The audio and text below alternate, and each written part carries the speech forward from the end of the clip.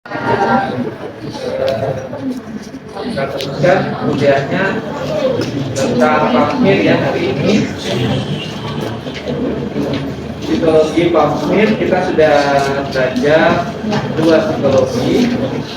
Ini psikologi terakhir yang kita pelajari, psikologi prinsip karena tidak dipakai, jarang dipakai. Ini psikologi pamfir. Psikologi pamfir. Nanti kamu akan lihat cara pembuatannya di sini. Kamu bisa lihat slide. Beberapa sudah mulai praktikum kan? Sudah ada yang belajar terus membuat slide.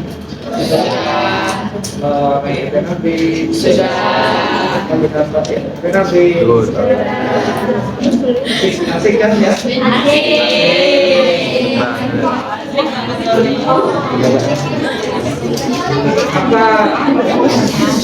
Apa gross yang paling seram?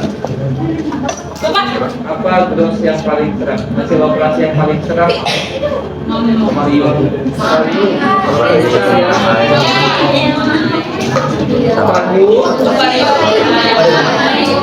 Kalau besar, waktu dipotong kamu jangan dekat-dekat karena dia besar ya.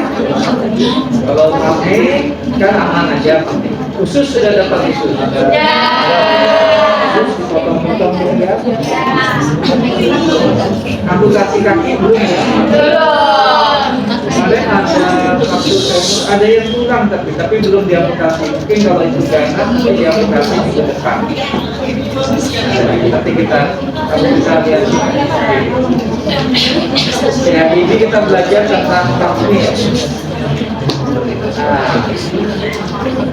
Kita belajar pamfir artinya kita belajar tentang kanker cervix.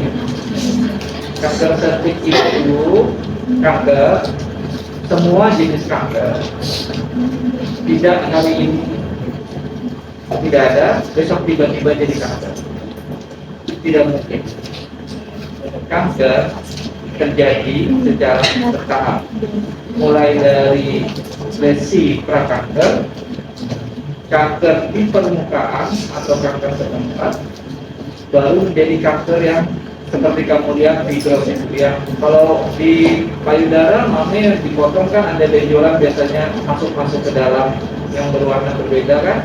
Nah itu kankernya, tapi itu tidak dalam satu malam terjadi. Itu terjadi berkali-kali, berbulan-bulan, bertahun-tahun kan. Yang sering berbulan-bulan karena kanker. Jadi karena kanker itu proses yang tidak sekejap, maka seharusnya kita bisa tahu sebelum dia jadi kanker, ya kan? Sebelum dia jadi kanker kita sudah bisa cegah, kita bisa deteksi, bisa diobati.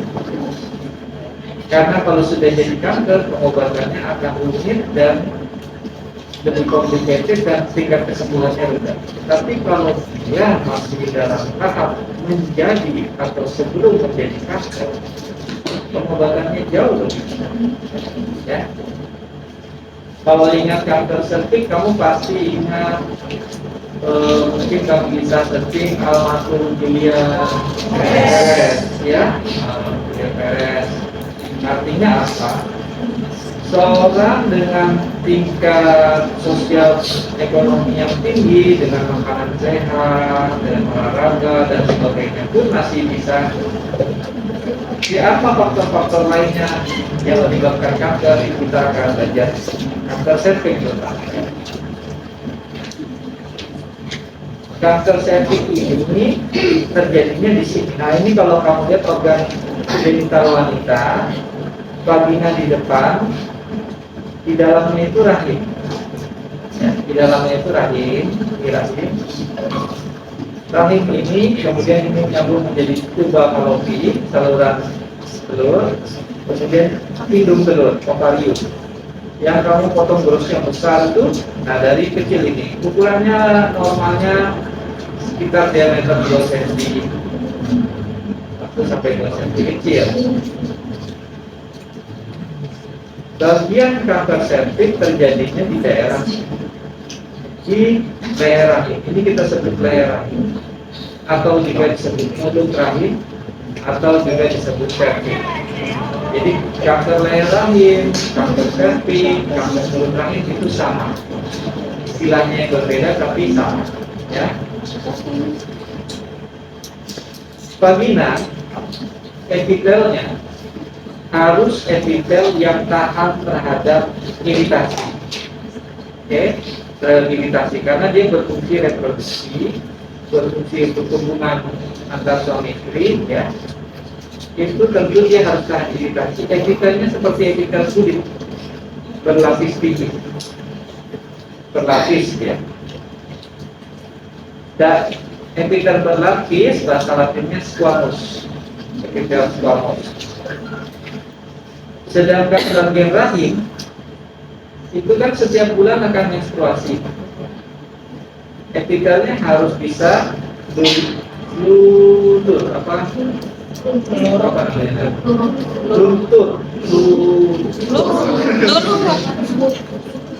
lupakan saja rahim. Harus bisa terlepas kemudian dibuang, ya. Desformasi darah itu dibuang. Jadi epitelnya dia silindris, kolumner, kalau bahasa Latinnya kolumner, supaya bisa mengeluarkan keluar. Jadi ada perbedaan antara daerah rahim dan daerah vagina. Oke, daerah pertemuan keduanya disebut squamous columnar junction. Gap antara epitel kolumnar dan epitel squamous ini yang paling rentan terjadi kanker. Karena kalau iritan itu masuk sampai agak ke dalam, itu bisa menyebabkan gangguan, ya, mutasi, kanker. Sekarang yang sering dipertanyakan orang kan, apa penyebabnya kanker cervix? Penyebab pasti tidak ada penyebab pasti kanker ini disebabkan pasti oleh itu. Ada beberapa yang sudah diketahui sangat berhubungan erat, tapi kalau dikatakan pasti juga tidak. Misalnya radiasi atom itu menyebabkan kanker, hampir 90% lebih yang terkena radiasi itu kanker. Dibuktikan apa, penduduk di sekitar Hiroshima, Nagasaki itu sebagian besar kanker, leukemia, ya. Pekerja-pekerja di tambang asbes, bahan baku asbes di Jepang juga itu terjadi kanker paru banyak. Ya, hal-hal seperti itu berkaitan, tapi kita tidak bisa mengatakan sebagai penyebab pasti, hanya faktor risiko. Faktor risikonya apa? Menikah usia terlalu muda. Dok, apa batasan usia terlalu muda? Batasan usia itu kalau secara tertib administrasi kan 16 tahun, ya, 16, tapi secara reproduksi dikatakan 20 tahun ke atas baru wanita itu matang reproduksinya. Nah, hanya saja tidak bisa disamaratakan setiap orang, karena beda-beda haidnya setiap wanita bisa berbeda. Kamu haid di kapan? Belum pernah, ya? Kalau haidnya berbeda-beda, tentu saja kesiapan organ, kesiapan alat reproduksinya berbeda-beda, kan? Itu berpengaruh. Jadi biasanya diambil rata-rata usia 20 tahun ke atas. Kemudian, kenapa kalau usianya muda jadi faktor resiko? Kalau dia belum matang, epitel squamous dan epitel silindrisnya itu belum sempurna. Epitel silindrisnya mudah untuk iritasi dan mudah bermutasi. Ya. Oke, yang kedua, berganti-ganti pasangan. Berganti-ganti pasangan ini hubungannya dengan infeksi kelamin. Infeksi kelamin apa yang paling berhubungan dengan kanker cervix? Itu HPV, Human Papilloma Virus. Kalian pasti pernah dengar sekarang ada rencana untuk dilakukan vaksin HPV gratis oleh pemerintah pada anak-anak usia 12 tahun, ya. Jadi sebelum atau sesudah awal puber lah. Kenapa HPV ini dikaitkan dengan kanker cervix? Ternyata dari lebih dari 70% pasien kanker cervix terdapat infeksi HPV. HPV sendiri itu ada banyak tipe, ada tipe jinak, ada tipe ganas, ada ratusan tipe HPV. HPV tipe jinak jadi apa? Kutil. Kalau yang maunya kutil di tangan itu di tangan, di jari, atau kalau bahasa orang sini bisa sebut mata ikan, ya itu virus HPV. Yang katanya kalau tidak dibersihkan masih ada akarnya, dia akan muncul lagi. Nah, atau kalau dikorek-korek darahnya ke sebelah, nanti di sebelahnya muncul lagi. Itu virus HPV. Virus HPV itu ada tipe yang jinak tipe 6 dan 11, yang ganas tipe 16 dan 32. Nah, tipe ganas itu HPV tadi kalau dia di organ reproduksi di kelamin itu namanya kondiloma acuminata atau infeksi jeger ayam. Kenapa disebut infeksi jeger ayam? Karena dia tumbuh seperti jeger ayam, berdumpul-dumpul. Ya, berdumpul-dumpul. Itu virus. Itu virus. Jadi karena dia virus, dia mudah sekali menular. Oleh karena itu, sekarang ada program untuk pemberian vaksin untuk anak wanita. Dok, kalau saya sudah umur 20-an boleh tidak vaksin? Boleh, ya, boleh. Bahkan di ibu rumah tangga pun boleh vaksin, tapi biasanya dilakukan pengecekan dulu kalau ibu rumah tangga kan sudah pernah berhubungan. Dicek dulu sudah ada virusnya belum ya. Kalau sudah ada virusnya, divaksin tidak berbahaya, cuma tidak terlalu efektif. Kenapa tidak dari dulu vaksinnya? Vaksin itu mahal. Satu kali vaksin 1,2 juta, 3 kali vaksin diberikan. Nah sekarang sudah lebih dari 10 tahun. Biasanya obat itu gini deh, obat baru paten itu tidak boleh dibuat generiknya sampai dibuat generiknya istilahnya sampai 10 tahun setelah dia menentukan patennya. Setelah 10 tahun dia sudah boleh dibuat jenis yang lainnya. Setelah lebih dari 10 tahun lagi dia bisa dibuat generik. Nah ini sekarang yang akan diberikan kemungkinan vaksin yang generiknya untuk anak-anak, tapi masih diwacanakan. Yang terakhir adalah melahirkan banyak anak. Resiko melahirkan banyak anak secara normal ya, kalau sesar kan hanya boleh 3 kali. Sesar itu juga cuma boleh 3 kali sesar, karena kan dilukai bayinya, nanti robek.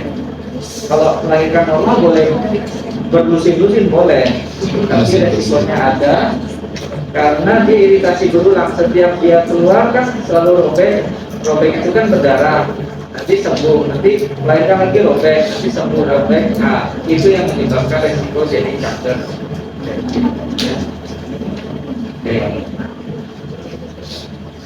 Apa gejalanya? Ini kamu perhatikan kalau haid atau setelah berhubungan intim keluar darah. Setelah berhubungan intim keluar darah, ya. Nyeri perut, anyang-anyangan atau anyang-anyangan, gak nyaman di daerah sipisis ini, di daerah perut itu gak enak. Keputihannya itu berbau. Ya, sering pasien bilang, dok saya keputihan. Keputihannya bagaimana? Jernih, itu bukan keputihan. Ya. Fase hari ke-14 setelah kamu haid itu normal kamu akan keputihan karena fase subur. Tapi kalau keluar keputihannya itu tidak menentu di hari apa aja dan keluar seperti tanah, berbau, nah itu kemungkinan infeksi atau yang ditakutkan kanker cervix, ya. Kanker cervix dia lebih berbau sih dan biasanya keluarnya bercampur darah. Kemudian perdarahan di luar haid normal 21 sampai 42 kali. Dok bulan ini kok saya haid 2 kali? Bisa. Di awal bulan di akhir bulan bisa. Asal rentang waktunya masih antara 21 sampai 42 hari. Kalau kurang dari 21 hari berarti itu hukumnya tidak berfungsi bagus. lebih dari 42 hari juga openingnya tidak begitu bagus. Dan malah kalau sebulan 3 kali haid, hati-hati itu perdarahan di luar haid, ada kelainan di uterus, ya. Kamu ingetin nanti kalau sudah nikah apa diingat-ingat, ya. Bab ini nanti dibuka leher rahimnya, kita kerok, diusap.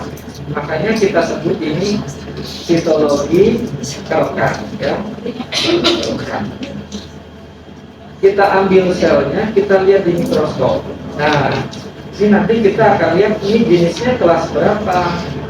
Kelas 1 yang normal, kelas 2 itu radang, hampir sebagian besar wanita pasti ada peradangan, dan itu normal.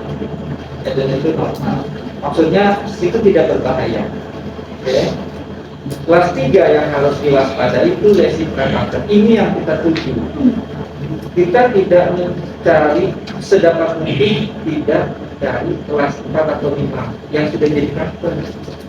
Karena kalau sudah jadi kanker, kita terlambat berarti. Kita mendapatkan lesi yang kalau bisa itu baru kelas 3, prakanker. Kalau prakanker, didapatkan prakanker, diberi pengobatan. 3 bulan didapatkan prakanker lagi, dilakukan kauterisasi. Kauterisasi itu dibakar. Jadi leher rahimnya itu dibakar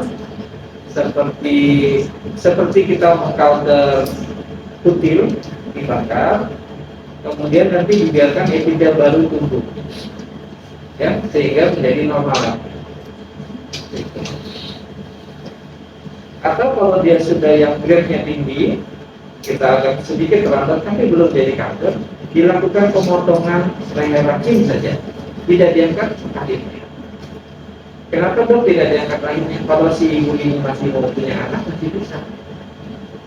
Ya, nah itu sangat penting. Bagi wanita, organ reproduksi kan menandakan dia adalah seorang wanita. Jadi pengangkatan organ reproduksi kadang-kadang merasa dia bukan dalam rasa wanita lagi. Itu psikologis juga, ya. Jadi Pak ini sangat berguna. Dapat deteksi di tahap awal, langsung diobati. Nah, dia untuk menjadi kanker, ya, lesi yang tadi kita dapatkan prakanker itu, hari ini didapatkan prakanker, aduh besok jadi kanker, tidak. Dia perlu waktu bertahun-tahun. Kalau didapatkan yang masih ringan, kita sebut displasia, itu perlu 5-10 tahun baru jadi kanker. Jadi kalau seseorang datang sudah jadi kanker, artinya dia sudah lama tidak periksa. Dia mengabaikan gejala, ya. Mungkin setelah berhubungan intim dia tidak bilang suaminya ada keluar darah, atau ada keputihan dia juga tidak mau. Nah, seringnya wanita kan beberapa ya menutupi keputihannya itu tidak diperiksakan, tapi diberi semprotan pembersih vagina supaya harum apa segala yang menambah masalah, karena pH-nya itu bukan pH normal, sehingga bakteri lebih mudah berkembang, menyebabkan mutasi, menambah perbesaran. Displasia sedang perlu 3-5 tahun. Nah, kalau yang displasia berat itu setahun 2 tahun ke depan jadi kanker, sehingga operasi kecil harus dilakukan. Ini alatnya, ya. Sayang sekali sekarang sudah tidak dilakukan di sini, dilakukan di kebidanan. Dulu beberapa praktek kami kita kerjakan, kita pakai yang masih sederhana. Ini yang di bawah ini yang sudah modern, ya. Ini sudah modifikasi sitobras. Ini sitobras yang lama. Lihat tangannya ya.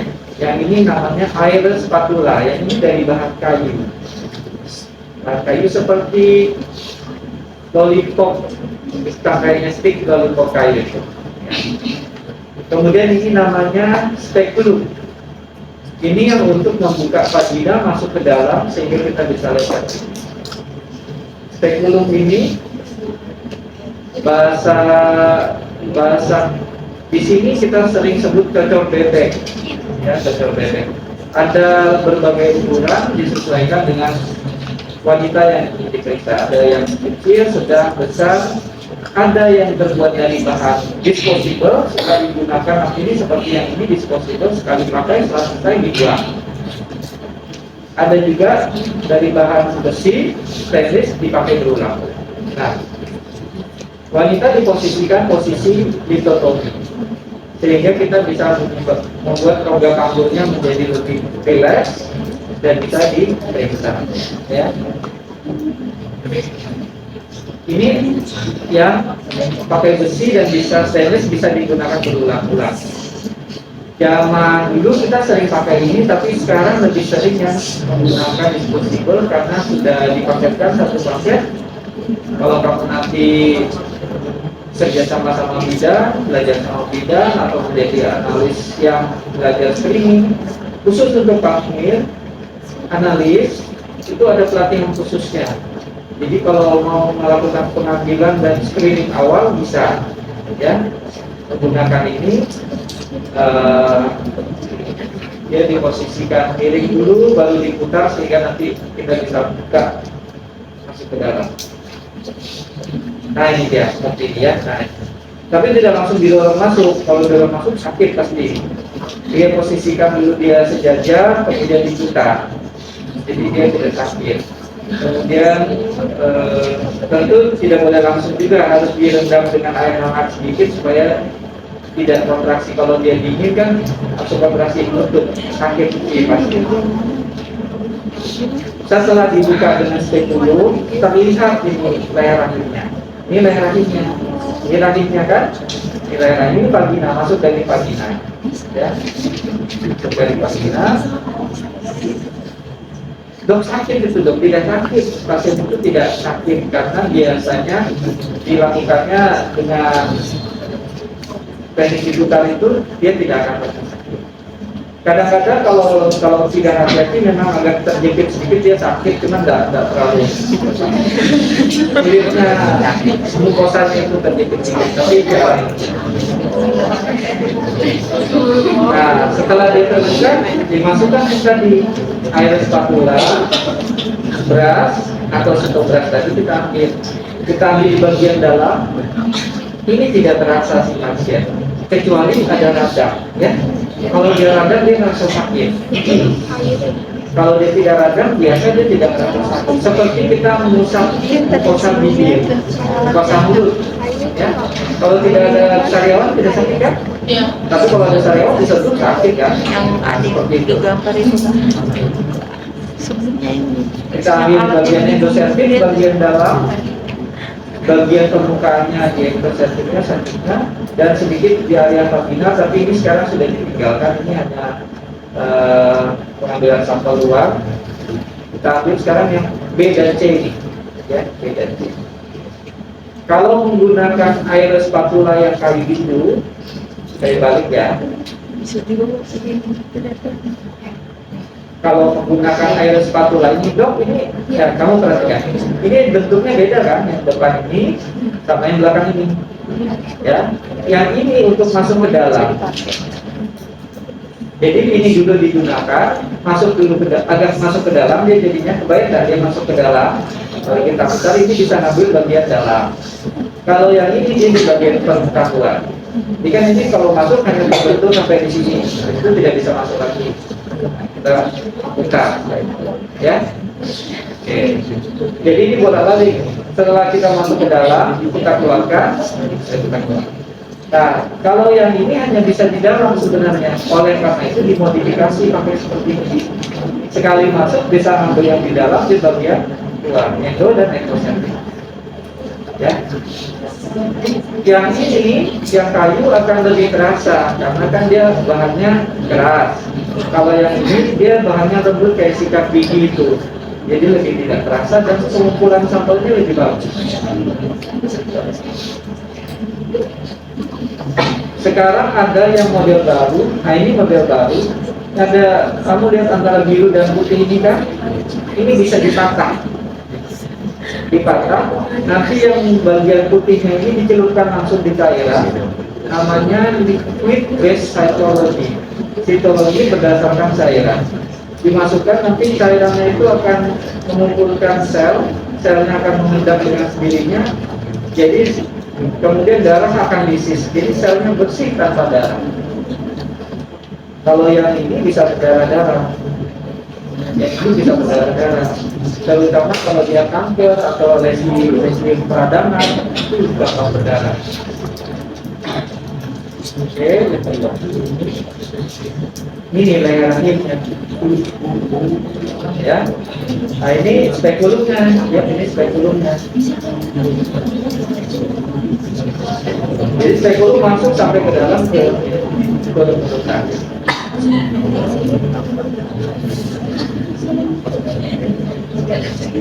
Warna yang terang di atas di permukaan ini, yang warnanya lebih muda ini ektosertik. Yang warnanya merah ini endosertik, ya.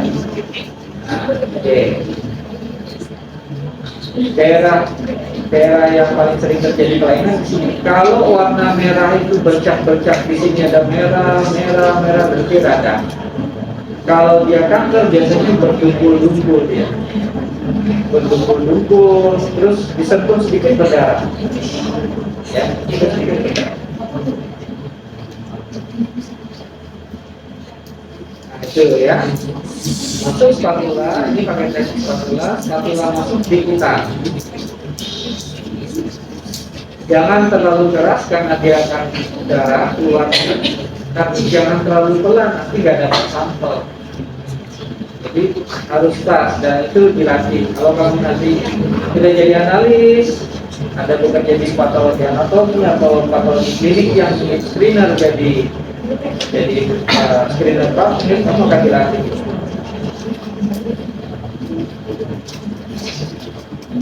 Ini kalau pakai sitogras. Sitogras juga tidak boleh berlebihan, karena kalau dia berlebihan berdarah. Dan bagaimana kalau dia sudah berdarah-darah dari awal, kita bersihkan dulu darahnya, karena kalau darah aja kita dapat, kita nggak bisa melihat apa-apa di proses. Ya ini, kamu lihat ini spekulum, ini dinding vagina yang ada berturut-turut. Jadi sampai masuk ke dalam. Kalau ini nah, sesudah kita ambil sampel, dibuat slide, ya. Dibuat slide seperti biasa. Dibuat lurus boleh, diputar-putar. Difiksasi. Nah, ini penting. Kalau misalnya difiksasi, kita ada semprotan namanya Cytofix. Sudah lengkap untuk Pap-smear. Itu Cytofix untuk Pap-smear. Tapi kalau tidak ada, kita menggunakan hairspray. Hairspray itu ada alkoholnya. Ya, hairspray itu kan biasa itu bisa dipakai. Ya. Ada alkohol. Semprotkan, biarkan kering. Jadi kalau di daerah-daerah, ada satu lagi yang oh ya, ini hairspray biasa, oke? Ada satu lagi saya lupa jelaskan. Ini Pap-smear yang biasa, Pap-smear konvensional. Ada pula sekarang, kalau tidak punya peralatan Pap-smear tapi ingin mendeteksi dini, misalnya tidak ada slide, tidak punya hairspray, tidak bisa mengirim, tapi ingin melakukan pemeriksaan, namanya pemeriksaan IPA, Inspeculo Visual Acetat. Jadi menggunakan cuka dapur. Cuka, tahu cuka kan? Cuka itu asam asetat, itu diteteskan di septic. Bagian yang tampak bercak putih-putih itu biasanya ada kelainan. Jadi kita teskan, diolesin gitu aja, pakai kapas biasa diolesin. Kalau dia merah semua biasa, normal, aman. Tapi kalau ada bercak putih-putih itu ada kelainan. Nah kalau dia ada kelainan, harus dilanjutkan dengan Pap-smear. Ya. Jadi kalau Pap-smear kan biayanya cukup mahal peralatannya. Kalau IPA itu kan cukup pakai cuka dapur, pakai spekulum yang disposif, yang pakai berulang kan bisa untuk ibu bidan atau di daerah bisa ada, pasti ada. Itu aja dipakai. Pakai diluka, dikasih cuka dapur. Kalau ada putih-putih dirujuk ke tempat. Kalau bersih semua aman. Ini teknik digunakan untuk daerah-daerah yang tidak ada peningkatan pasmirnya.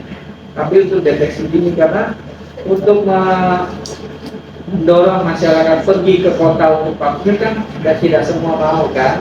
Ibu rumah tangga bekerja menjaga anak, repot ya. Kalau dia ke posyandu atau puskesmas, dia maunya cepat IPA dilakukan ya. Tapi tidak akurat IPA itu, jadi IPA harus dari kantor. Sampai tadi sudah spray, sudah kering, baru kita warnai. Ingat yang pelajaran psikologi kemarin, kita warnai dengan papan bulu. Untuk pasmir wajib pakai papan bulu, ya, papan bulu. Pasmir itu kan singkatan dari papaniculo smear.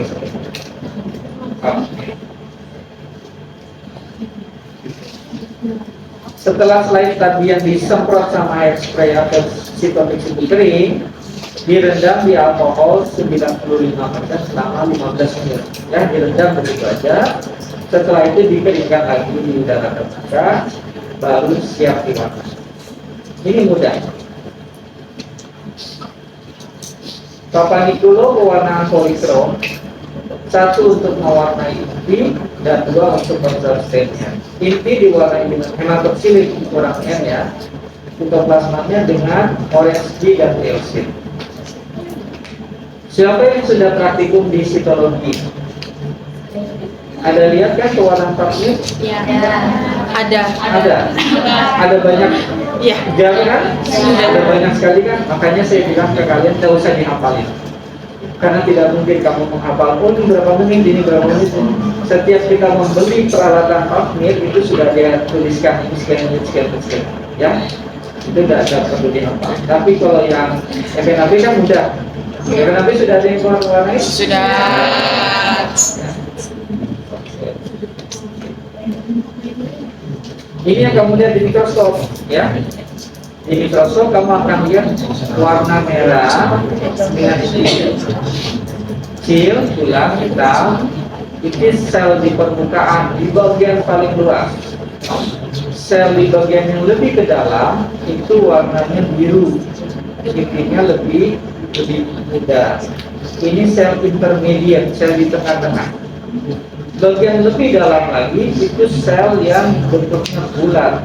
Ini sel parabasal, ya. Kemudian kamu akan melihat juga di situ ada sel squamous metaplasia. Kemudian ada melihat sel endosertik. Sel endosertik itu lebih ke dalam lagi, di daerah yang paling dalam endosertik. Kemudian sel darah merah, sel radang. Terus kamu akan melihat juga di situ bakteri normal. Nah, setiap wanita punya bakteri normal di sertik, di vaginanya, di organ reproduksinya. Itu namanya lactobacillus atau Borderline bacillus. Lactobacillus ya. Normal seperti garis-garis saja seperti latar. Itu normal.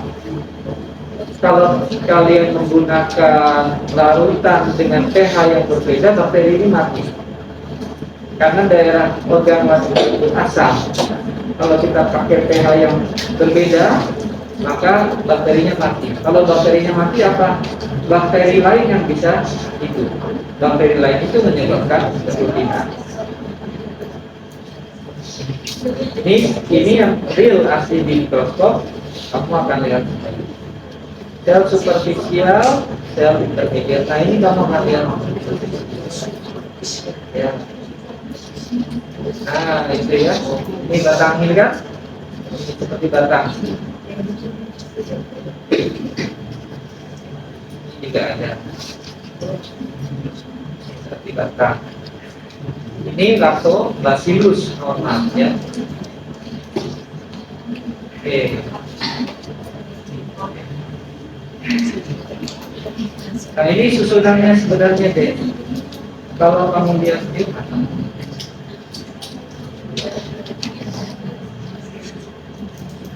nah ini dari daerah permukaan. Jadi kalau kita ibaratkan sertik itu dari permukaan sampai ke bawah.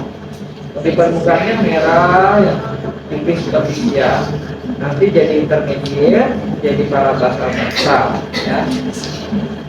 Artinya apa? Kalau kamu masih muda, sehat, subur, bagian ini banyak, superficialnya banyak. Kalau kamu ada kelainan radang, yang ini menipis, yang lebih banyak intermediate. Kalau kamu sudah tua, sudah tipis, yang banyak itu bagian basal karena sudah tipis, ya. Jadi kalau wanita subur ini banyak. Ini sel intermediate, ya, warnanya biru. Kalau yang merah warnanya itu superficial. Sel parabasal-basal bentuknya lebih bulat, intinya lebih sedikit lebih besar. Yang ini apa dok? Ini sel radang. Nah, ini sel radang. Sel radang PMN polimorfonuklear yang intinya 3. Ya, intinya bukan 3, intinya terfragmentasi 3 lobus. Oke, sudah ya. Ini, nah ini cantik, ini sel endosofik, ini yang bagian paling dalam. Kalau dia bergerombol seperti sarang tawon, ya, seperti sarang tawon. Terus kalau diperbesar, dia ada.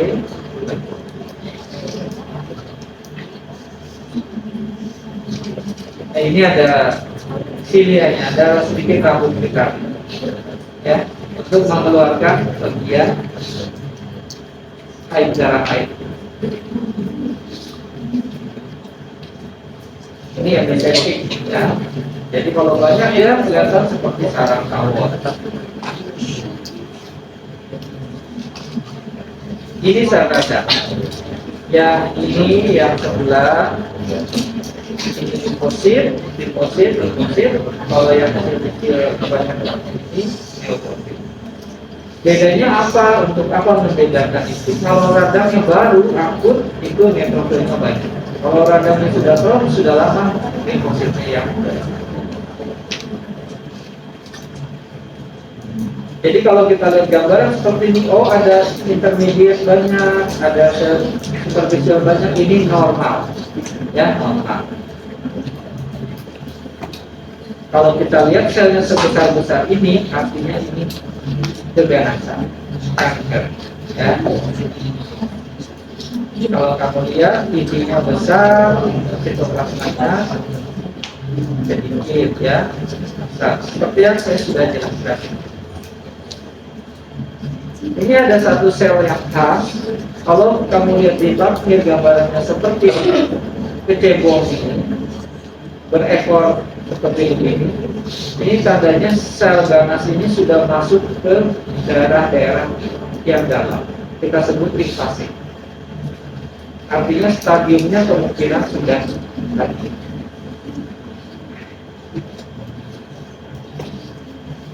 Nah, sekarang APP tadi saya sudah sedikit. APP dikeluarkan melalui seksual.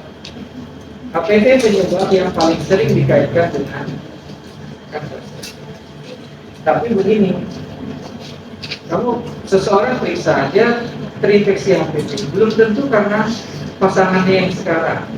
Ya, kalau dia sudah berganti biasa, mungkin dari yang lama-lama, karena HPV ini bisa terjadi setelah bertahun-tahun dan bisa bertahan bertahun-tahun.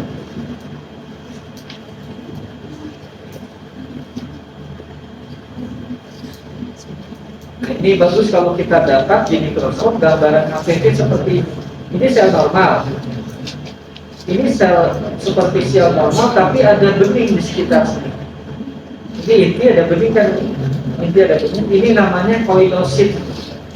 Ini adalah tanda dari infeksi HPV. Nama selnya sel koilosit. Kenapa bisa terbentuk seperti itu? Virus itu kan perlu makanan, perlu hidup di dalam inti sel, ya.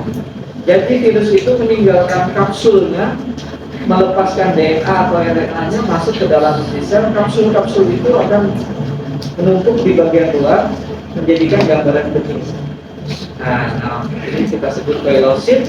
Ini adalah infeksi HPV, ya.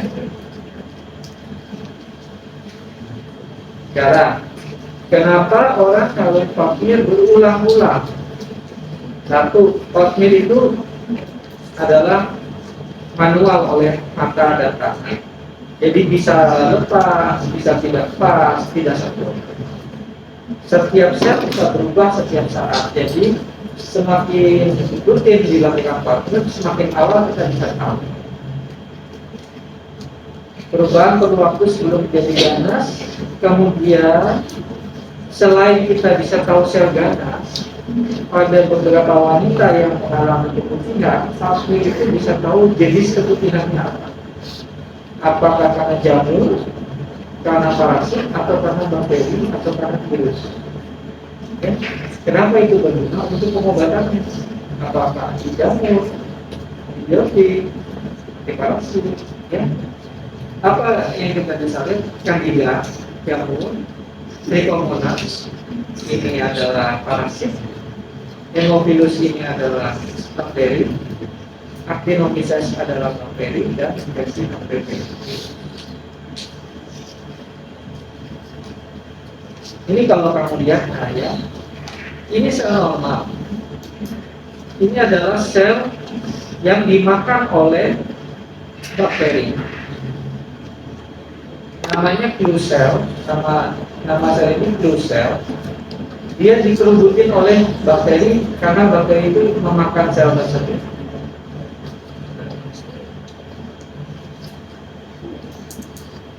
Coba besar ya.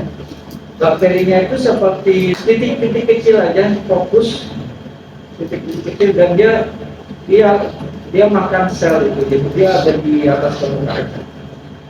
Namanya clue cell. Kalau kita lihat di vaksin, oh gambarannya ada clue cell, itu infeksi Haemophilus. Biasanya keputihannya warnanya kuning, ya, warnanya kuning berbau. Kemudian ini adalah infeksi Trichomonas. Yang mana Trichomonasnya? Ini Trichomonasnya.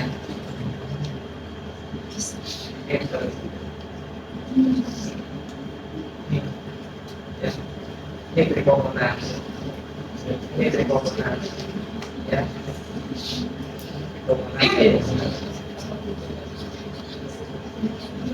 Ini sel normal. Lalu ini apa yang ini adalah fiksasi yang kurang baik, jadi dia ada atau pewarnaannya kotor, jadi berwarna seperti ini. Tapi kita bisa mendapatkan gambaran Trichomonas ini tidak bagus.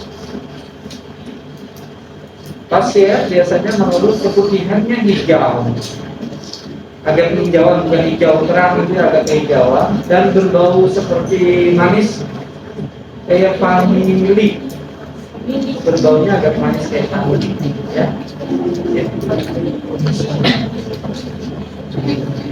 Nah, ini Trichomonas parasit. Kemudian yang ketiga kita bisa dapatkan infeksi jamur. Infeksi jamur ini cukup sering karena lembab dan penggunaan itu juga memungkinkan terjadinya jamur, penggunaan pembersih, larutan pembersih, atau handuk yang lembab yang nggak pernah dijemur dipakai terus, ya. Jamur, kamu akan lihat spora dan hifa. Ini sporanya. Kalau yang sebelah sini apa ini, deh? Ini jenis jamur apa? Ini Candida. Yang ini? Ini adalah sperma. Ya. Kenapa saya tampilkan di sini sperma? Kalau dia sudah lisis, yang lisis pertama ini ekornya, jadi kepalanya masih sisa. Oke? Kepalanya ini menyerupai spora, ya kan? Oleh karena itu kalau seorang seorang wanita itu ingin pamit, 3 hari sebelum pamit dia tidak boleh berhubungan intim, karena sperma bisa bertahan 3-5 hari, kan? 3 hari lah, ya, 3 hari. Kalau dia masih ada spermanya itu nanti akan terlihat di papir seperti dia infeksi jamur, ya, padahal dia tidak infeksi, kan kasihan dia, jadi dia tidak boleh. Ini sekolah. Nah, kemudian kamu lihat ini yang terang-terang merah ini di belakang ini lactobacillus ini, ya.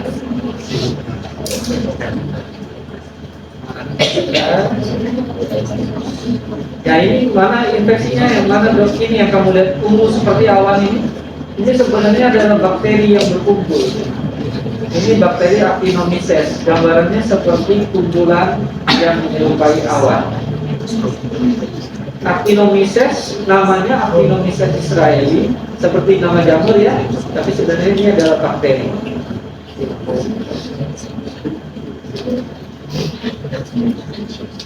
Infeksi yang terakhir adalah oilosit yang tadi saya bilang. Kalau jamur, biasanya keputihannya disertai gejala khasnya gatal. Nah, ada beberapa kejadian itu semakin gatal dikasih obat pupur gatal. Dimasukkan pupur gatal, ini jadi beledasing di sana, jadi demam radang. Jadi kamu nanti bisa jadi tenaga medis yang memimpin sekolah. Baik. Kesimpulan, ya.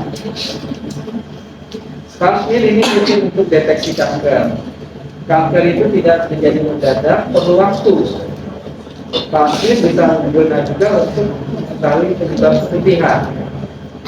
Beberapa jenis penyebab keputihan, hemophilus, bening dan berbau, trichomonas agak kehijauan, candida putih disertai rasa gatal, actinomyces dan KPV sering tidak terlalu jelas gejalanya, tapi karena dia tidak terlalu bergejala, makanya perlu vaksin rutin.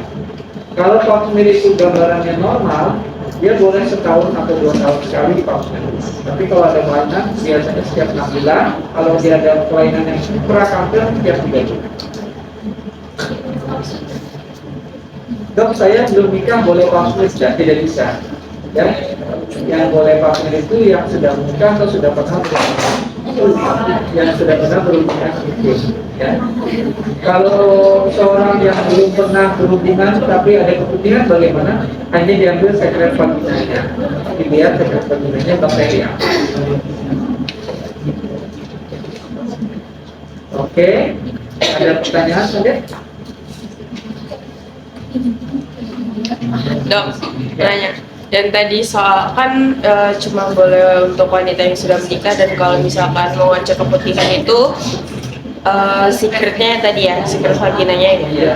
Nah, cara pasien, misal nih dari kami mungkin ada yang pengen tahu juga karena ada gejala-gejala yang tadi disebutkan. Kalau kami itu mau ngecek, perginya kemana, terus metodenya apa, kita nyampainya gimana? Itu lah. Biasanya ke dokter kulit dan kelamin, atau dokter kandungan, atau ke bidan. Nanti diambil sekret vaginanya, dibuat rumusan seperti pamir, dia diperiksakan. Ya.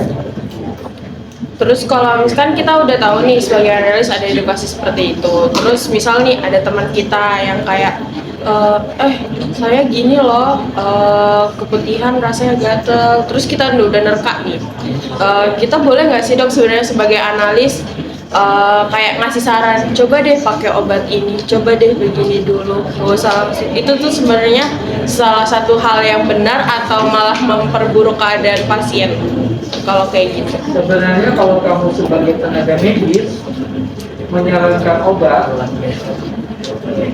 kita memberi diri kita obat pun harus berdasarkan diagnosis yang tepat. Kalau kita belum bisa mendiagnosis suatu penyakit, baru menerka, pemberian obat itu terkadang malah memperburuk keadaan.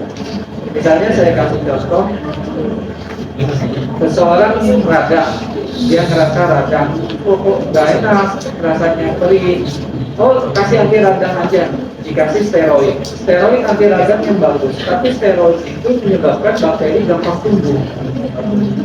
Jadi pemberian steroid malah memperparah infeksinya, ya. Radangnya mungkin mereda, tapi infeksinya jadi oleh karena itu tetap kalau kita mau memberi saran, kita harus periksa dulu ini jenisnya apa. Nah, gitu. Ya. Oke. Terima kasih. Ya. Ada lagi ya?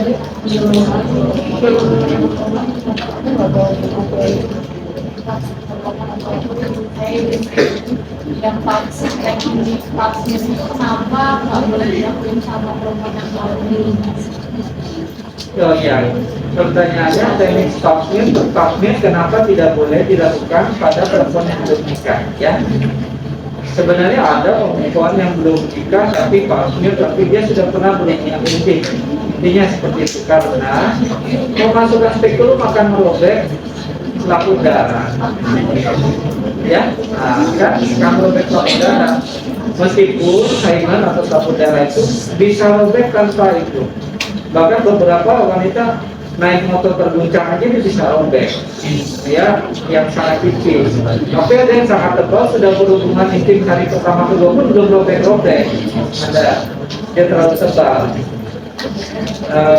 Jadi kemarin kan ada sempat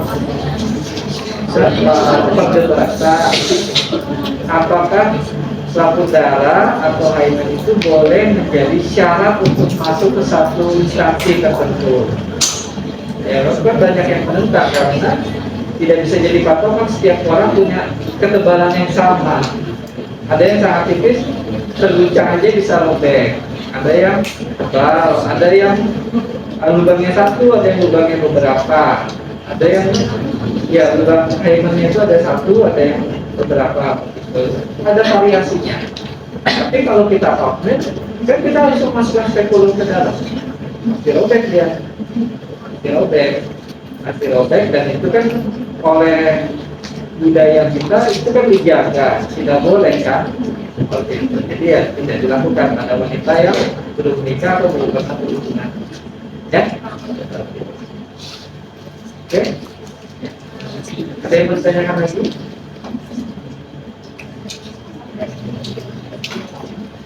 Kamu yang cowok kelihatannya ini kan tidak, ini biasa, tapi nanti waktu kamu sudah punya istri, sudah punya pasangan, kamu yang orang medis yang mestinya lebih tahu kalau istrimu putihan ataukah kamu harus lebih menjalankan, oh ini kamu pap-smear deh, ya.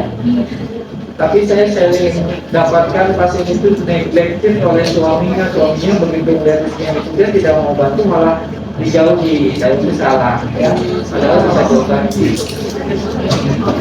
Si wanita juga semakin dijauhi dia semakin malas untuk periksa. Waktu itu jadi ya berputar jaga kesehatan masing-masing, ya.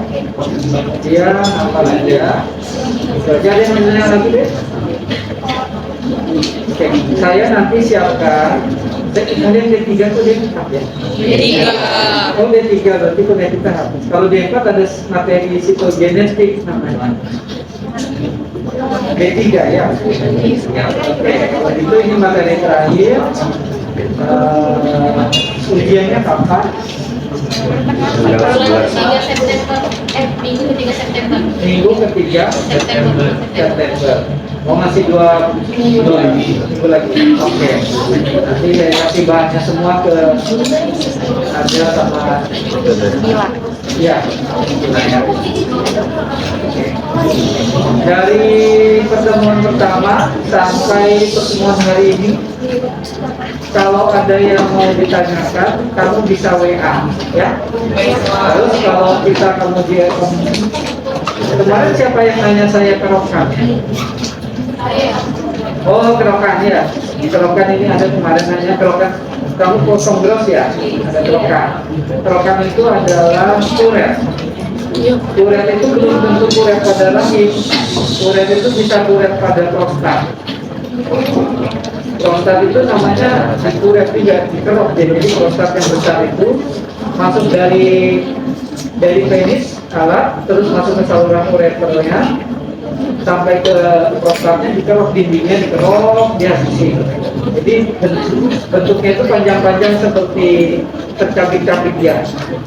Nah itu kerokan atau rahim kerokan juga. Itu namanya kuret, ya. Kuret. Bentuknya seperti apa itu? Yang grosnya.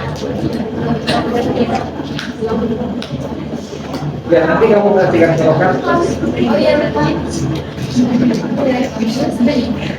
Ada yang lagi, selama praktikum ada yang bingung nggak? Kamu kalau di PAPMI, kalau di FNAB nggak usah bawa buku, ya. Langsung aja bantu kerja, nanti kamu isi yang indikator. Karena si pasien kan tidak mau dia aku dikater tanpa bisa, ya langsung aja kerja. Kita waktu saya FNAB, kemarin saya FNAB yang di sana. Di sini yang luka, siapa yang bantu saya yang ada luka di sini? Luka. Ya sudah, kalau gitu selamat belajar, pulang hati-hati ya, jangan kabur. Nanti materinya akan saya sampaikan, ya. Terima kasih semuanya.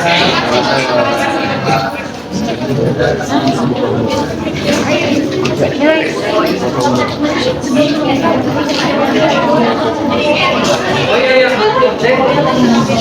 karena pertemuan terakhir kita foto dulu.